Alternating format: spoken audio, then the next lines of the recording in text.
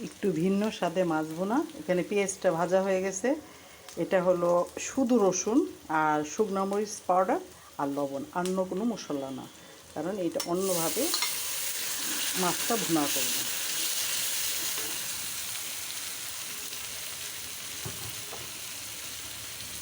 একটু ব্যতিক্রম করে, কেন একরকম খেতে খেতে ভালো লাগে না, একটু ব্যতিক্রম।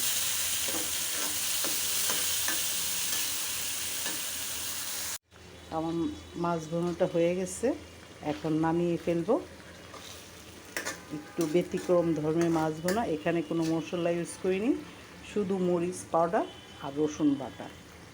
ভালো লাগলে বাসায় বানিয়ে খেয়ে দেখবেন, ভালো লাগবে।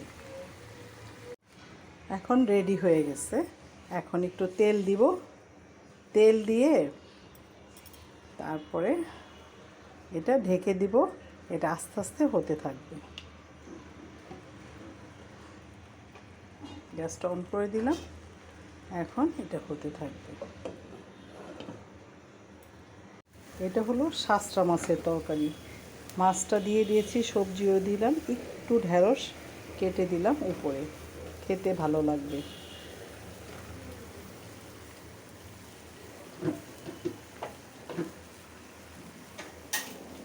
আর একটু ধনিয়া পাতা দিয়ে দিব, বিলাতি ধনিয়া পাতা। এই শাস্ত্রা মাছের তরকারিতে বিলাতি ধনিয়া পাতা দিলে ফ্লেভারটা সুন্দর আসে, খেতেও ভালো লাগে।